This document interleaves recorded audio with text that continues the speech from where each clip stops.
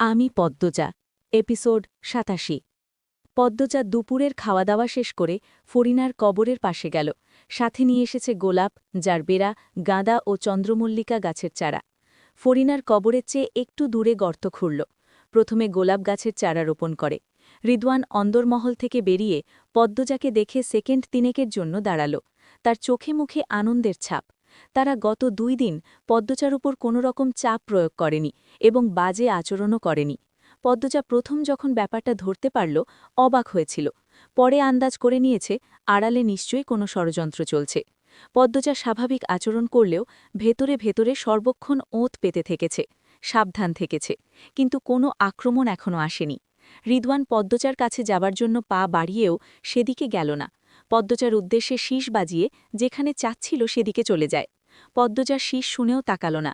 সে বুঝতে পেরেছে শীষটা কে দিয়েছে। পদ্মজা আরেকটা গর্ত খুঁড়ল চন্দ্রমল্লিকার জন্য। আমির জানালা খুলে বাইরে তাকাল। সঙ্গে সঙ্গে চোখে মুখে এক মুঠো বাতাস আর তীব্র আলো ঝাঁপিয়ে পড়ে। আমির চোখ ছোট ছোট করে ফেলল। তারপর চারপাশে চোখ বুলাল। অন্দরমহলের কারও উপস্থিতি টের পাওয়া যাচ্ছে না। তারও সারা শব্দও নেই। বাড়িটা মৃত হয়ে গেছে। একসময় কত শোরগোল ছিল। শাহানা, শিরিন, রানী, লাবণ্য, ফরিনার মতো ভালো মনের সহজ সরল মানুষগুলো ছিল। এখন কেউ নেই। লাবণ্যর বিয়ে হওয়ার কথা ছিল, হয়েছে কি? লাবণ্য নিজের ভাইকে ছাড়া কি করে বিয়ের সিদ্ধান্ত নিয়েছিল? আর রানী? রানী ভাগ্যের সাথে অভিমান করে কোথায় হারিয়ে গেল?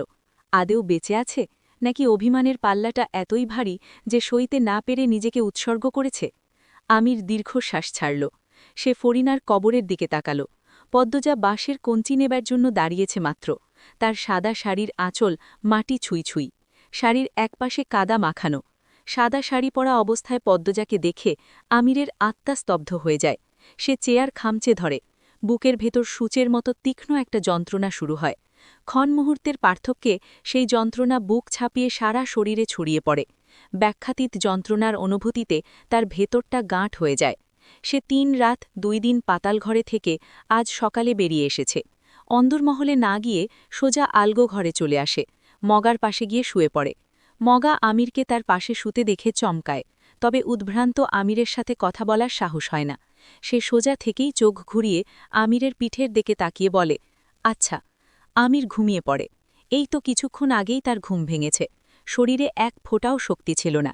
২ দিন শুকনো খাবার আর ২ বোতল পানি খেয়ে কাটিয়েছে। মগা আমিরের মুখ দেখে বুঝতে পারে আমির ঘুকার্থ। সে অন্দরমহল থেকে পিঠা এনে দেয়। লতিফা গতকাল বিকেলে পিঠা বানিয়েছিল। আমির বিনা বাক্যে পিঠা খেল।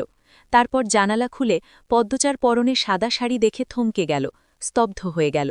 আমিরের বুকের ভেতর থেকে কেউ একজন বলল, এই চোখ গলে যাক, দৃষ্টি কমে যাক, সাদা রং এত বিচ্ছিরি কেন? আমির অযত্নে বড় হওয়া মাথার চুলগুলো এক হাতে টেনে ধরে হাঁ করে শ্বাস নিল। জানালা দিয়ে আসা আলোয় মগা আবিষ্কার করল আমিরের হাতে অগণিত কামড়ের দাগ। তাও সে চুপ থাকল, আগ্রহ চাপা দিল। আমির হাতে কামড় দেবার জন্য হাঁ করে তখন মগার উপস্থিতি টের পায় আর থেমে যায়। তার চোখ দুটি অস্বাভাবিক রকমের লাল। মগা চোখের দৃষ্টি নামিয়ে ফেলে। আমির পানি পান করে ঘরের বাইরে বেরিয়ে আসে। পূর্ণা হাওলাদার বাড়িতে ঢুকেই আলগো ঘরের সামনে আমিরকে দেখতে পায়। আমিরকে দেখে অজানা বোবা একটা অনুভূতি কুণ্ডলি পাকিয়ে পূর্ণার বুকের ভেতর ঢুকে পড়ে। সে দৌড়ে আসে। পূর্ণাকে আসতে দেখে আমির তার এলোমেলো চুলগুলো ঠিক করে হাসি হাসি মুখ করার চেষ্টা করল। পূর্ণা আমিরের সামনে এসে দাঁড়ায়। সে অবাক চোখে আমিরকে দেখে। আমিরের মাথার চুল লম্বা হয়েছে।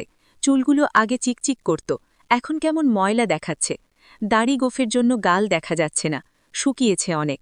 আমিরকে দেখে পূর্ণার চোখে মুখে যে আনন্দটা আগে ফুটে উঠত সেটা আজ নেই, বরং বিষণ্ণতায় ছেয়ে আছে। আমিরকে দেখেই পূর্ণার চোখ দুটি বিষণ্ণ হয়ে উঠেছে। পূর্ণার আমিরের জন্য মায়া হয়। আমির কখনো তার বোনের জামাই ছিল না, বড় ভাই ছিল, তাই অনুভূতিটা ছোট বোনের মতোই রক্তাক্ত। পূর্ণা পাংশুটে সরে বলল, আমি এখনও বিশ্বাস করতে পারি না ভাইয়া। পূর্ণার কথা শুনে আমির অবাক হল না। সে শুনেছে পূর্ণা এক রাত এখানে ছিল, তাহলে পদ্মজা নিশ্চয়ই কিছু বলেছে। পূর্ণা আবার বলল, এ তো নিখুঁত অভিনয় কেউ করতে পারে না। তোমার ধমক, উপদেশ, ভালোবাসা কিছু অভিনয় ছিল না, এতটুকু আমি বুঝতে শিখেছি। তুমি চাইলে সব খারাপ কাজ ছেড়ে দিতে পারবে। ভাইয়া, দয়া করে তুমি আমার ভালো ভাইই থাকো। পূর্ণা কেঁদে দিল। সে কান্না ছাড়া অনুভূতি প্রকাশ করতে পারে না। আমির সবসময় পূর্ণার মাথায় হাত রেখে উপদেশ দেয়, সান্ত্বনা দেয়।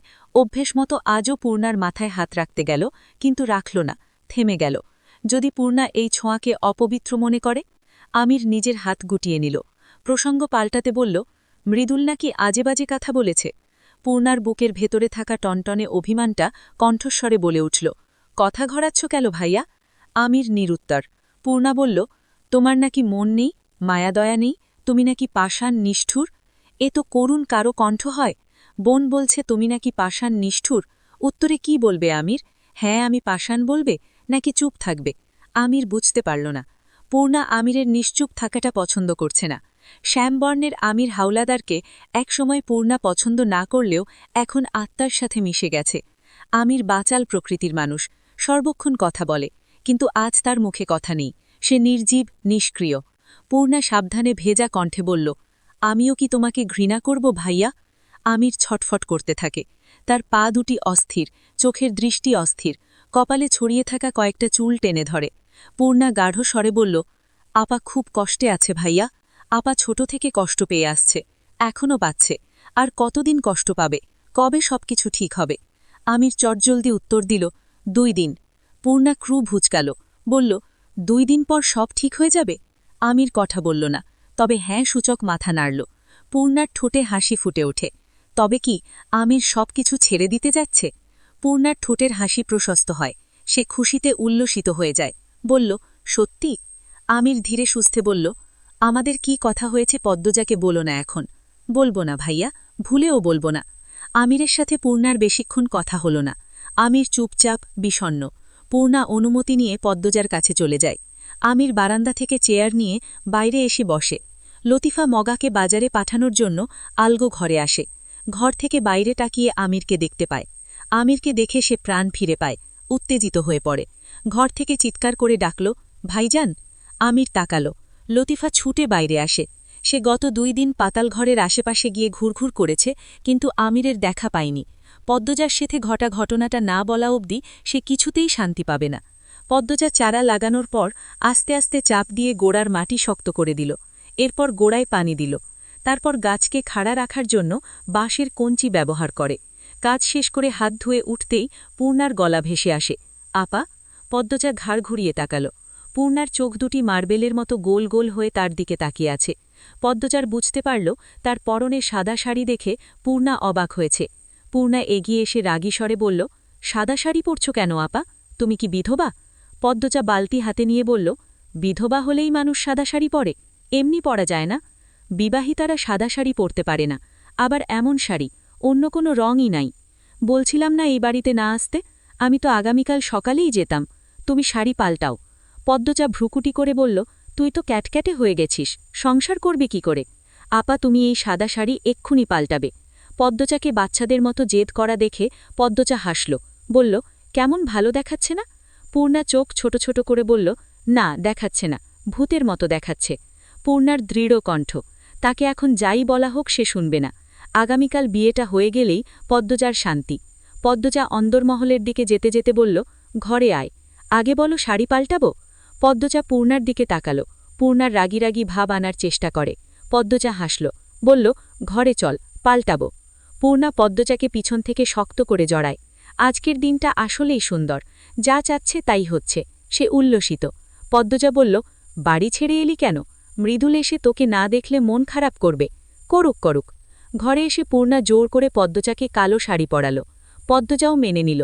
যদি মৃদুল আজ আসে, আগামীকাল আল্লাহ চাইলে পূর্ণার বিয়ে হবে, তারপর চলে যাবে শ্বশুরবাড়ি। এরপর আর কোনোদিন দেখা হবে নাকি পদ্মজা জানে না। সংজ্ঞানে পরিকল্পনাভাবে সে যা করতে যাচ্ছে তাতে আবার দেখা হওয়ার সম্ভাবনা খুবই কম। তাই আজকালের দিনটা শুধু পূর্ণার মতোই হোক। পূর্ণা পদ্মজাকে শাড়ি পরানো শেষে বলল, কত সুন্দর লাগছে। আর তখন কি একটা মরা রঙের শাড়ি পরেছিলে, দেখতে খুব খারাপ লাগছিল। আসলেই দেখতে খারাপ লাগছিল। পূর্ণা অসহায় চোখে তাকায়।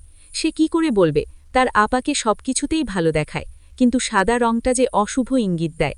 পূর্ণার মনের অবস্থা যেন পদ্মজা উপলব্ধি করতে পারে। সে পূর্ণাকে বিছানায় বসিয়ে বলল, আজ আমার বোনকে খুব বেশি সুন্দর লাগছে। পূর্ণা লজ্জা পেল। পদ্মজা বলল, কি খাবি? পূর্ণা আয়েশ করে বসে বলল, খাবো না, খেয়ে আসছি। ভাপা পিঠা খাবি? লুতুবুবু বানিয়েছে।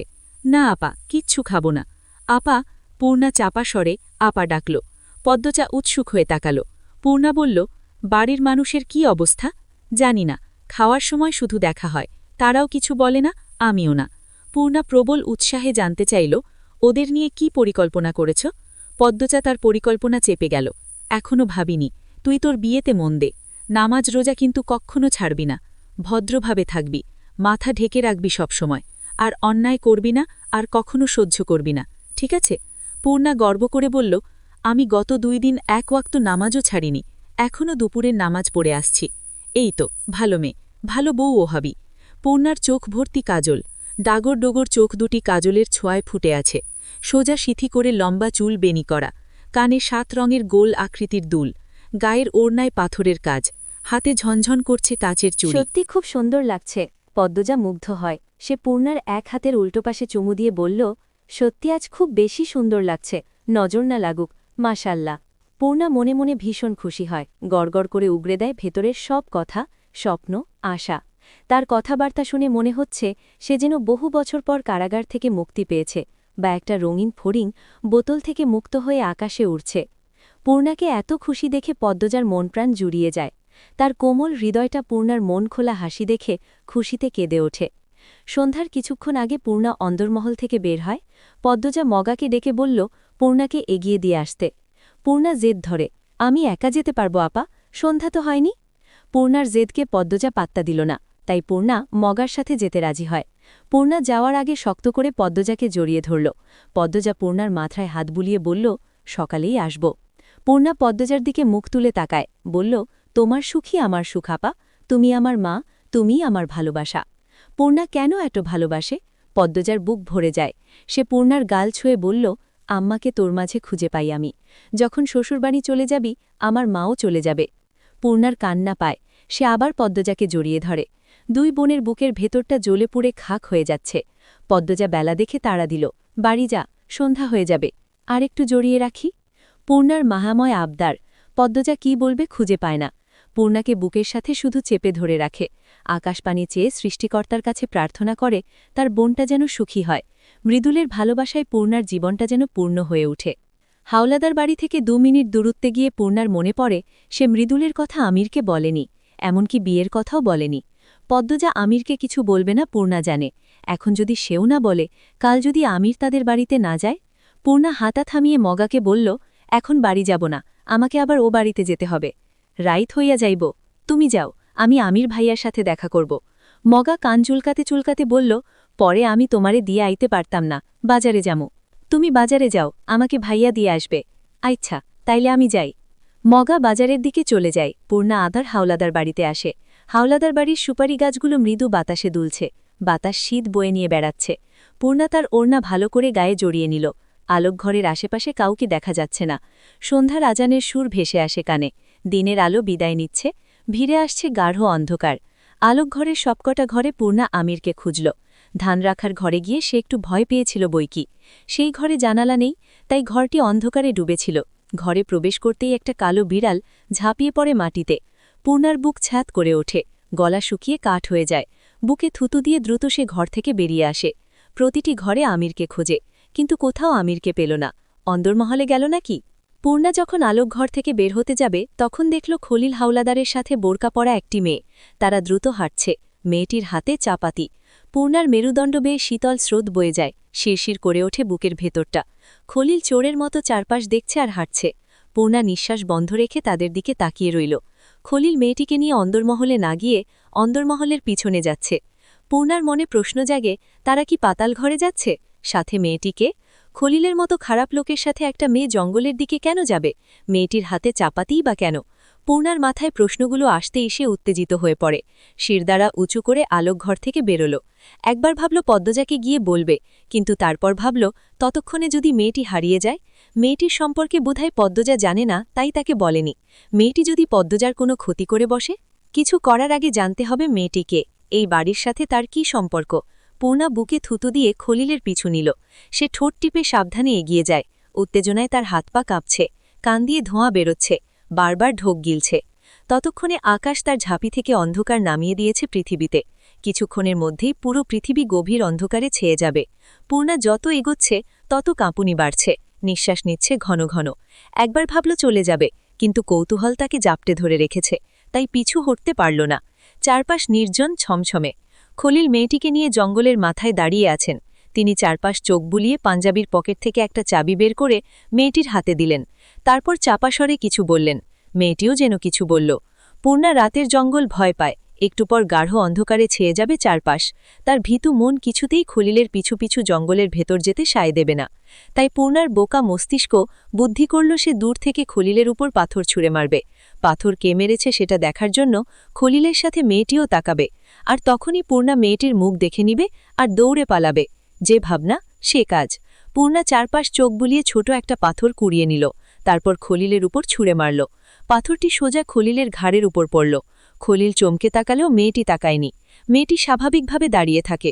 তার চুপচাপ থাকাটা বলে দেয় সে সাবধানী মানুষ, শত্রুর উদ্দেশ্য বোঝার ক্ষমতা আছে। পূর্ণার মুখ ফ্যাকাশে হয়ে যায়। খলিল পূর্ণার দিকে তেড়ে আসার আগে পূর্ণা ছুটে পালাতে উল্টো দিকে দৌড় দেয়, কিন্তু শেষরক্ষে হল না। আচমকা সেখানে রিদওয়ান উপস্থিত হয়, জাপটে ধরে পূর্ণাকে। পূর্ণা চিৎকার দেওয়ার পূর্বে রিদওয়ান মুখ চেপে ধরল। মেয়েটি রিদওয়ানকে দেখে জঙ্গলের ভেতরে চলে যায়। খলিল রিদওয়ানের দিকে এগিয়ে আসেন। পূর্ণা ছটফট করছে ছোটার জন্য, কিন্তু রিদওয়ানের বিশাল দেহের সাথে সে পারছে না। রিদওয়ান টেনে হিচড়ে পূর্ণাকে পাতাল ঘরের সামনে নিয়ে আসে। পূর্ণা চোখ ঘুরিয়ে দানবের মতো দাঁড়িয়ে থাকা বড় বড় গাছ দেখে শিউরে ওঠে, মুখ দিয়ে উ উ ধরনের শব্দ করতে থাকে। তখন একটা গর্ত থেকে মেইলি স্বর ভেসে আসে, চাবি কাজ করতেছে না। কণ্ঠস্বরটি পূর্ণার খুব বেশি পরিচিত মনে হয়। পূর্ণা উৎসুক হয়ে সেখানে তাকালো। খলিলের হাতের টর্চের আলোয় পাতাল যাওয়ার সিঁড়ি চোখের সামনে দৃশ্যমান হয়। সেই দৃশ্য দেখে পূর্ণার পা থেকে মাথার তালু অবধি কেঁপে ওঠে। তার বুকের ভেতরে দামামা বেজে চলেছে। রিদওয়ান পূর্ণাকে টেনে হিচড়ে সিঁড়ি বেয়ে নিচে নামিয়ে আনে। পাতাল ঘরের প্রধান দরজার সামনে এসে দাঁড়ায়। মেয়েটির হাত থেকে চাবি নিয়ে খলিল দরজা খোলার চেষ্টা করলেন, কিন্তু তিনিও পারলেন না। টর্চের আলো মেয়েটির পায়ের কাছে পড়ে আছে। পূর্ণার চোখ ছোট করে তাকিয়ে আছে মেয়েটির মুখ দেখার জন্য। মেয়েটির মুখ অন্ধকারে তলিয়ে আছে। খলিল হাত নাড়াচাড়া করাতে টর্চের আলো অস্থির হয়ে এদিক সেদিক ছুটছে। একসময় আলো মেয়েটির মুখের উপর পড়ল, আবার তাৎক্ষণিক সরেও গেল। চোখের পলকের গতিতে আলো সরে গেলেও পূর্ণা দেখে ফেলল মেয়েটির মুখ। পূর্ণার মনে হল আশেপাশে কোনো বজ্রপাত পড়ল মাত্র। তার চোখ দুটি বড় বড় হয়ে যায়। সে জোরে জোরে লাফাতে থাকল। রিদওয়ান পূর্ণাকে ঠেসে ধরে। পূর্ণা গোঙাতে শুরু করে। সে মেয়েটির উদ্দেশ্যে কিছু বলছে, কিন্তু মুখ বেঁধে রাখার জন্য কথাগুলো গোঙানোর মতো মনে হচ্ছে। রিদওয়ান পূর্ণাকে বিশ্রী কয়েকটা গালি দিয়ে খলিলকে রাগী স্বরে বলল, এখনও খোলা হয়নি? খলিল হাওলাদার বললেন, চাবিটা কাম করে না। আপনি এই মাগির হাত ধরেন, আমি দেখতাছি। খলিল পূর্ণার হাত ধরলেন। রিদওয়ান চাবি দিয়ে দরজা খোলার চেষ্টা করে। পূর্ণা মেয়েটির দিকে আগুন চোখে তাকিয়ে আছে। খলিল মেয়েটির উদ্দেশ্যে বললেন, তোর ওড়না দে, এই ছেড়ির হাত বান্ধা লাগব। মেয়েটি তার মাথার ওড়না খুলে পূর্ণার হাত বাঁধার জন্য আসতেই খলিল পূর্ণার হাত ছেড়ে দিলেন। পূর্ণার সাথে সাথে তার দুই হাতে খামচে ধরল মেয়েটির দুই গাল। একটা গালিও দিল, কিন্তু সেই গালি স্পষ্ট উচ্চারণ হল না। খলিক পূর্ণাকে জোরে লাথি দিয়ে দূরে ছুঁড়ে ফেললেন। শুকনো পাটকাঠির মতন পূর্ণা এক লাথিতে মিয়ে গেল। শরীরের শক্তি কমে গেল। তারপর খলিল আর মেয়েটি মিলে পূর্ণার হাত শক্ত করে বাঁধল। পূর্ণার কোমর ব্যথায় টনটন করে উঠে, গাল বেয়ে জল গড়িয়ে পড়ে। রিদওয়ান চেষ্টা করেও চাবি কাজে লাগাতে পারল না। তীব্র রাগ নিয়ে সে বলল, দরজার চাবি এটা না। আমির তো এইটাই দিল, বললেন খলিল। রিদওয়ানের মাথা গরম হয়ে যায়। সে ছুঁড়ে ফেলে চাবি, পা দিয়ে মেঝেতে লাথি দেয় কয়েকবার। তারপর দুই হাত তুলে নিজেকে শান্ত করার চেষ্টা করল। কয়েকবার শ্বাস নিল। তারপর পূর্ণার সামনে বসে খলিলের উদ্দেশ্যে বলল, এই মেয়ের কোনো ব্যবস্থা করতে হবে আব্বা। খলিল বললেন, কি করবি? রিদওয়ান কিছু একটা চিন্তা করল। তারপর পূর্ণার মুখের বাঁধন খুলে দিয়ে পূর্ণাকে প্রশ্ন করল, আব্বার পিছু নিয়েছিলে কেন? কতটুকু জানো তুমি? পূর্ণা সর্বপ্রথমে মেয়েটির উদ্দেশ্যে থুথু ফেলে। তারপর রাগে কিরমির করে রিদওয়ানকে বলল, জার্জের বাচ্চা থুথু দেই তোর মুখে আর তোর বাপের মুখে। রিদওয়ান হাসল। দ্রুতগতিতে মেঝেতে পা ভাঁজ করে বসল। তারপর পূর্ণার মুখের উপর ঝুঁকে তুই তুকারি করে বলল, তুই আমিরের মুখেও দিবি? পূর্ণা চোখের দৃষ্টি সরিয়ে নেয়। রিদওয়ান হাসি হাসি মুখ রেখে খলিলের দিকে তাকাল, বলল, কুমারী মেয়ের থুথুও মজা, কি বলেন আব্বা? খলিলের উত্তরের আশায় না থেকে রিদওয়ান পূর্ণার মুখের একদম কাছে এসে জোরে নিঃশ্বাস ফেলে। রিদওয়ানের উত্তপ্ত নিঃশ্বাসে পূর্ণার শরীর ঘৃণায় রি রি করে উঠল। রিদওয়ান এক হাতে ঠেসে ধরে পূর্ণার মুখ, তারপর পূর্ণার ঘাড়ের কাছে মুখ নিয়ে পূর্ণার গায়ের গন্ধ শোকে। তাকে উন্মাদের মতন দেখাচ্ছে। পূর্ণার জান বেরিয়ে যাওয়ার জোগাড়। রিদওয়ানের ভারী দেহের ভরে তার শরীরের হাড্ডি বিষিয়ে উঠছে। একটুও নড়তে পারছে না, চোখ ফেটে জল পড়ছে। রিদওয়ান পূর্ণার জামার পিছনের চেন খুলে পূর্ণার ঘাড়ে চুমু দিল। সাথে সাথে ঘৃণায় পূর্ণার চোখ বন্ধ করে ফেলে। তখন চোখের সামনে ছবির মতন ধরা দেয় মৃদুলের মুখটা। কোথায় সে? সে কি এসেছে? সে কি অনুভব করছে তার প্রিয়তমা এক হায়নার শিকার হয়েছে? পূর্ণার মনটা হু হু করে কেঁদে ওঠে। ভেতরে ভেতরে সে আর্তনাদ করে ডাকল তার দ্বিতীয় মাকে, যাকে সে আপা বলে ডাকে। রিদওয়ান পূর্ণার মুখ ছেড়ে চট করে উঠে দাঁড়াল। গায়ের কাপড় খুলতে খুলতে খলিলকে বলল, দেখবেন নাকি যাবেন? কোনো ভেজাল হইব না তো? খলিলের গলার স্বর পাংশুটে। কিসের ভেজাল? আমির যদি জানে? কি বলবে ও? বউয়ের প্রতি মায়া দেখায় না হয় বুঝলাম, শালিরে দিয়ে কি দরকার ওর? আর যা নিয়ম তাই হচ্ছে আব্বা। পূর্ণা যখন সব জেনে গেছে, ওর বাঁচার অধিকার নাই। রিদওয়ান উত্তেজিত। সে কথা শেষ করে পূর্ণার দিকে ঝুঁকল। পূর্ণা জোরে কেঁদে উঠল। চিৎকার করে মেয়েটির উদ্দেশ্যে বলল, ভাবি বাঁচাও, দোহাই লাগে, কিছু করো। রিদওয়ান ফিক করে হেসে ফেলল। পূর্ণা আরও ঘাবড়ে যায়। সে আকুতি করে মেয়েটিকে বলল, ভাবি এভাবে চুপ থেকো না, আল্লাহ সইবে না। রিদওয়ান পূর্ণার দুই গাল টিপে ধরে জিহ্বা দিয়ে অশ্লীল অঙ্গভঙ্গি করে গাঢ় স্বরে বলল, তোদের মা বললে তোদের ঘেন্না হয়, আর আসমানিরে মা বললে ও খুশি হয়। সাহায্য চাওয়ারও মানুষ পাইলি না। খলিল ব্যাপারটা উপভোগ করছেন। তিনি হেসে আসমানিকে বললেন, যখন ছেঁড়া ছিলাম রিদুর মতো ছিলাম, যে ছেড়ি একবার আমার হাতে পড়ছে কাইন্দা বাপ ডাকছে, ডরায়া মুইত্তা দিছে। খলিল কথা শেষ করে হাসলেন। তার হাসির স্বর ফ্যাচফ্যাচে, খুবই বিশ্রী। আসমানি মৃদু হেসে আবার চুপসে গেল। পাতালঘরের দরজা না খোলাতে সে চিন্তিত। আবার রিদওয়ান এতটাই উত্তেজিত যে দরজার সামনে ফাঁকা জায়গায় তার খেয়াল দেখানো শুরু করেছে। দরজা খোলার নামগন্ধ নেই, চিন্তাও নেই।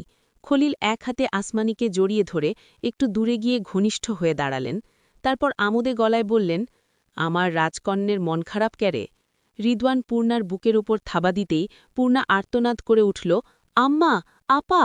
রিদওয়ান পূর্ণার বুকের উপর বসে পূর্ণার মুখ চেপে ধরে কিরমির করে চাপা স্বরে বলল, চুপ, একদম চুপ। পূর্ণা স্পষ্ট টের পাচ্ছে তার পৃথিবী বিকট শব্দ তুলে টুকরো টুকরো হয়ে যাচ্ছে। ওই তো মৃদুল দাঁড়িয়ে আছে, তার হাতে লাল বেনারসি। পূর্ণা চুৎকার করে মৃদুলকে ডাকল, কিন্তু মৃদুল আসল না। সে কেন বাঁচাতে আসছে না? কেন আসছে না? মৃদুল হঠাৎ করেই কাঁদতে থাকল। কাঁদতে কাঁদতে মাটিতে বসে পড়ল। তারপর চোখের পলকে সে উধাও হয়ে যায়। পূর্ণার শরীর কেঁপে উঠে, যন্ত্রণায় কাতরাতে থাকে। নিজেকে বোঝায় তার আপা আসবে, আসবেই। পূর্ণার চোখের পর্দায় পদ্মজার আগমন ঘটে। পদ্মজা আসছে, হ্যাঁ আসছে, হাতে রামদা নিয়ে দৌড়ে আসছে। তার চোখের দৃষ্টিতে আগুন। শক্তিশালী বাতাস তাকে আটকানোর চেষ্টা করছে, তার চুলগুলোকে উড়িয়ে নেয়ার চেষ্টা করছে, কিন্তু পারছে না। সব কিছু ছাড়িয়ে সে ছুটে আসছে। এক কোপে সব জানোয়ারের মাথা শরীর থেকে আলাদা করে দিতে সে আসছে, কিন্তু দেরি করছে আসতে, ভীষণ দেরি করছে। পূর্ণা শব্দ করে নিঃশ্বাস ছেড়ে চোখ বুঝল। নিষ্ঠুর মাটি নীরব থেকে দেখে পূর্ণার সতীত্বহরণ। সময়ের ব্যবধানে বেহুশ হয়ে যায় পূর্ণা। বাপ বেটা মিলে পরপর 2 বার ধর্ষণ করে। পূর্ণার গলা তৃষ্ণায় চৌচির, প্রাণ ভ্রমর যাই, চোখ দুটি নিভু নিভু। রিদওয়ান দূরে দাঁড়িয়ে আড়মোড়া ভাঙছে। খলিল ও আসমানি মিলে পূর্ণার গলায় রশি টেনে ধরে শ্বাসরোধ করে হত্যা করে। হত্যার সময় পূর্ণা হাত পা দাপিয়ে কাতরায়। আস্তে আস্তে হারিয়ে যায় নিস্তব্ধ প্রগাঢ় অন্ধকারাচ্ছন্ন জগতে।